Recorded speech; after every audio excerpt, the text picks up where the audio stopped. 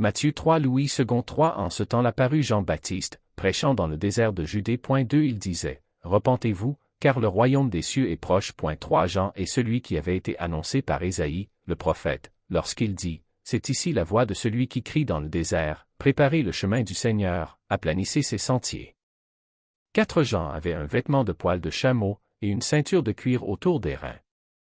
Il se nourrissait de sauterelles et de miel sauvage. 5 Les habitants de Jérusalem, de toute la Judée et de tout le pays des environs du Jourdain, se rendaient auprès de lui. 6 Et, confessant leurs péchés, ils se faisaient baptiser par lui dans le fleuve du Jourdain. 7 Mais, voyant venir à son baptême beaucoup de pharisiens et de sadducéens, il leur dit, race de vipères, qui vous a appris à fuir la colère à venir, lui produisez donc du fruit digne de la repentance. 9 Et ne prétendez pas dire en vous-même, nous avons Abraham pour père.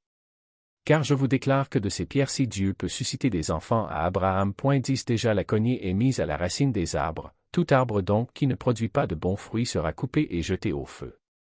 11 Moi, je vous baptise d'eau, pour vous amener à la repentance, mais celui qui vient après moi est plus puissant que moi, et je ne suis pas digne de porter ses souliers. Lui, il vous baptisera du Saint-Esprit et de feu. 12 Il a son vanne à la main, il nettoiera son aire, et il amassera son blé dans le grenier, mais il brûlera la paille dans un feu qui ne s'éteint point. 13 Alors Jésus vint de la Galilée au Jourdain vers Jean, pour être baptisé par lui.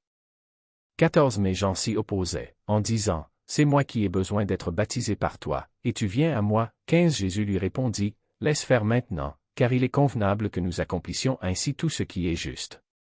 Et Jean ne lui résista plus. 16 Dès que Jésus eut été baptisé, il sortit de l'eau.